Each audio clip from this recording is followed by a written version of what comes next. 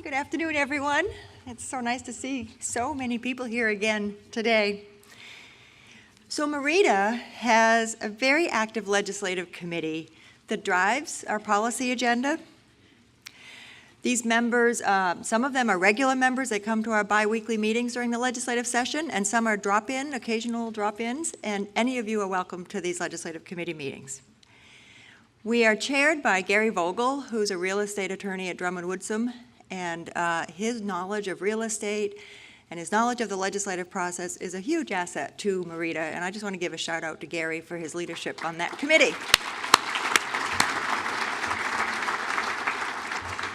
I just got a note slipped to me that said Gary's been here since 5 a.m., so if he's taking a nap, I don't blame him.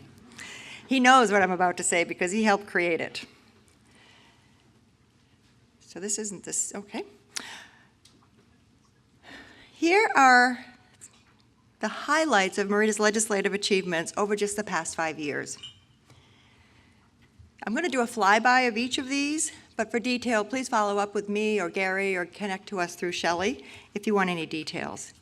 And before I get into it, I just want to say one of the strengths of MEREDA's legislative program is our willingness to build and to join coalitions with other organizations, depending on the issue.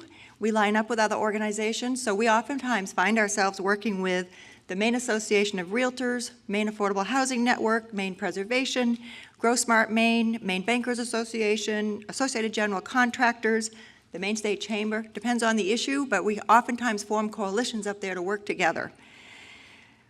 While we list these as the MEREDA accomplishments because we were kind of the lead in these initiatives, we appreciate that we got these through because of the help of our allies. And we also try to reciprocate with them on initiatives that are being driven by their organizations. So let's just do a touch and go on each one of these. In 2011, MEREDA drove the rollback of the Informed Growth Act from a mandate, which was an onerous requirement on large retail developers, to a municipal opt-in in order to have the Informed Growth Act implemented in a town. In that same year, after years of education and advocacy among legislators, MEREDA finally got passed the legislation that constrains the ability of municipalities to nullify permits by changing an ordinance after permits have been issued.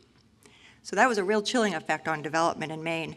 Now municipalities only have 45 days from the permit issuance to nullify a permit that's been put into place. We drafted and passed legislation that now allows minor modifications to properties that are under a site location of development permit without having to go through the onerous process of amending that permit. So this saves time, it saves expense, and it removed a disincentive to incremental business growth. Next, we drafted and passed a law that grandfathers stormwater treatment systems that were permitted years ago by municipalities, but that came under the regime of the DEP in more recent laws, and that regime required them to be updated, the old systems to be updated to new standards if an expansion was going to be made to the project. Well, that just made no sense. And in fact, it was a showstopper for a project being proposed in South Portland. So MEREDA took the initiative, we drafted and got that legislation passed. I'm happy to say that South Portland project, last I knew, was back on track. It's an affordable senior housing development. And this barrier has been removed, not just for them, but for many other projects to come. We are constantly working and paying attention to preserve and protect the Maine Historic Tax Credit, which has stimulated the rehabilitation of buildings in well over 30 towns now across the state of Maine since 2007 and 2008 when that act was passed in Maine. So in these days of this, rigorous Augusta scrutiny of tax breaks, like Commissioner Gervais was talking about this morning, we remain constantly vigilant about this historic tax credit because it's been such an impressive stimulator for development of downtowns across the state. And in fact, in just a couple of weeks, or maybe even a week, you'll see the release of a study that we worked with a coalition of folks headed up by Maine Preservation and with some of the other groups I mentioned earlier. This is an economic impact study on the positive effect of the historic tax credit. And we're going to use that study to continue to educate legislators about the value of that tax credit. so we can preserve it on the books. And finally, we have a bill before the current legislature. As we all know, in real estate development, time is money, and we are attempting to expedite the process of court appeals of significant land use decisions. Well, that brought us immediately into the offices of the judiciary, and last month, Gary and I met with Chief Justice Softly and some others to try to find the balance in this process between what the judicial system needs and what we'd like to have. I will say, regardless of where this bill goes, I think the conversations with the justices in that room were very helpful for them to understand in these types of cases, time really is money, and it's about economic development. So it's been very positive from that respect, at the very least. We also engage in other advocacy than just at the State House. So last year, we educated DEP regulators on the negative implications to real estate projects, or some real estate projects, depending on the financial structure, of a proposed new definition they were proposing on transfer of ownership. They withdrew their proposal after they heard from us and a few others. As the voice of Maine's real estate development community, we're often asked to lend our voice to important issues. So we were happy last fall to lend our voice to the opposition campaign to defeat the proposed Scenic Views Corridor in Portland. We also lent our voice to the campaign to enact the Senior Affordable Housing Bond at the ballot box last fall. The backbone of our program all comes back to our government relations.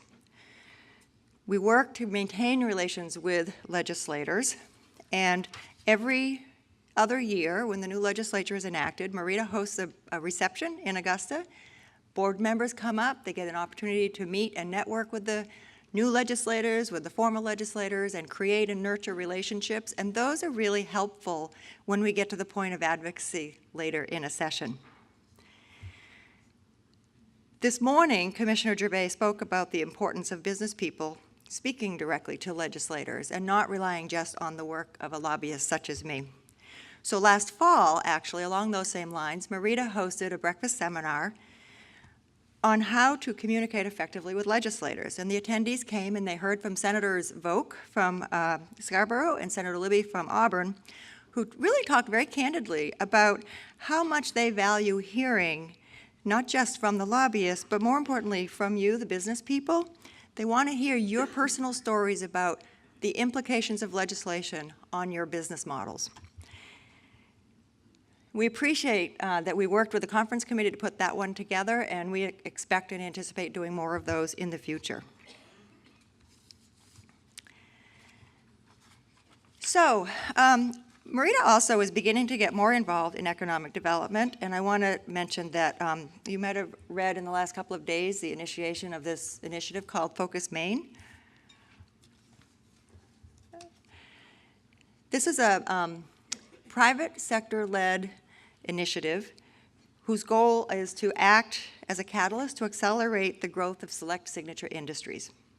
I co-chair this initiative with Mike Dubiak, and I just want to share with you MEREDA's role in helping in its nascent phase to get this going. So in early 2014, Mike Dubiak and I were talking about this idea of some sort of an initiative to grow Maine's economy by finding just a few select signature industries that could grow rapidly.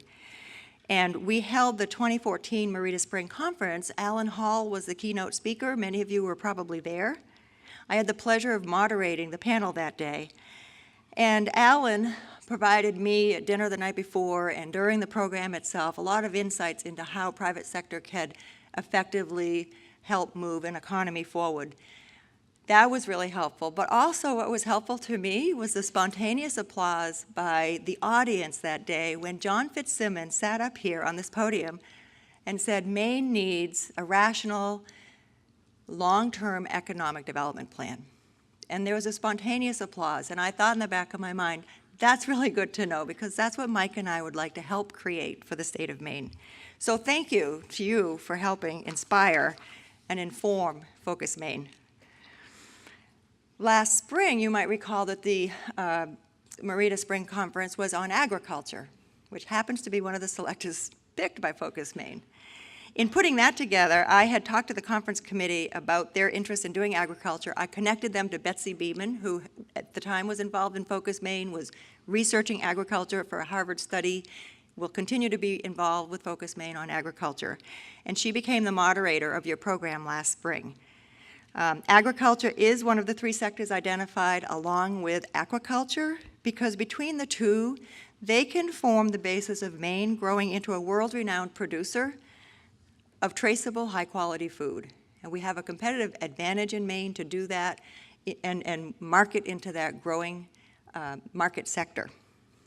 The 3rd sector that we picked, just to kind of close the loop on Focus Maine quickly, is to connect the dots between Maine and the research and development that's going on in Boston, particularly in the biopharmaceutical manufacturing area. So lots of research and development is going on. It's the largest hub of R&D on biopharmaceuticals right there in Boston. And we know through our research that was done for Focus Maine that there are a number of companies who are going to be looking to establish manufacturing centers within 2 or 3 hours drive of Boston. They can't do it in Boston anymore. There's no more land. It's too expensive. It's too congested. People don't want to work in Boston anymore. People are commuting now from the Boston area up to Maine to work. So we want to make a play to get some of that manufacturing capacity in southern Maine. And the final piece of our work is also related to what Commissioner Gervais was talking about this morning. Many other people are talking about it, and that's the need to grow our workforce and the knowledge worker economy in order to position Maine for economic vibrancy into the future. That's not related to sectors. It's really a capacity that the state needs, and Focus Maine would like to help with that as well.